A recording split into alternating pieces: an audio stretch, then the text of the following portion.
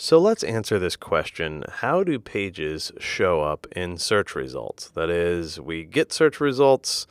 Why do some pages show up in those search results and others don't?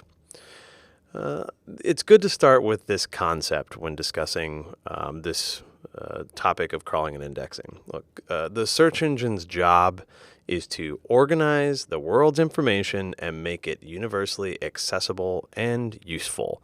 Now, the current way that people access the search engine databases is through either typing words or saying words.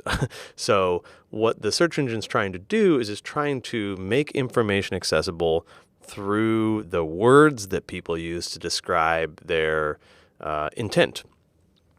So if we think about the process by which they do that, we could say that search engines really have these kind of two functions, right? They're out there trying to find the value on web pages, oftentimes in whatever content, whether or not it's images or videos or text. So they're trying to find that information.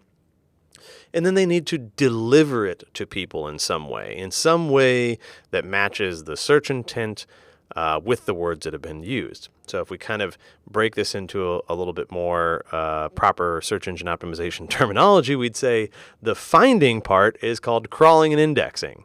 Right? Search engines are going out and trying to find content.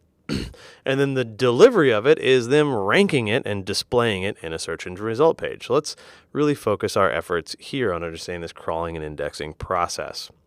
So the often used analogy for crawling and indexing is looking at like a subway system or a road map. Okay, and in this we can imagine that in a subway system or a train network, that all of the stations in the this network represent pages. Okay, so web pages, and between all of these different pages are links. So the train track themselves would be considered links in this analogy. And so what the search engine does, the way that it crawls sites, the term crawling and spidering are used synonymously for the most part for this discussion, is that they start at some known valuable site, or this is a conceptual way of imagining this. They start at some known valuable site, right? So Wikipedia, for example.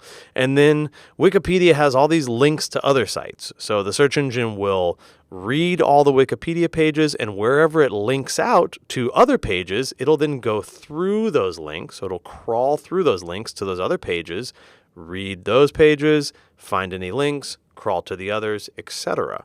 So this is the process of crawling, where the search engines are looking to find all of the valuable pages across the internet and save them somewhere.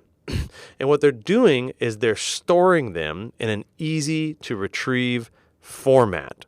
So they want to be able to say that when I search for corgi puppies, that it's going to be able to correctly identify pages that are about corgis, about corgi puppies, and depending upon what search intent I display, rapidly find the pages that meet those criteria. So the way that they store it is they store it in these data storage centers, right? And we would call this the index. So it has crawled pages and then it indexes them in the storage center. The important thing to think about here is that if your pages have not been crawled and have not been indexed by the search engine, then they're not going to show up in the search engine result pages. And this can be one of the major issues facing a site.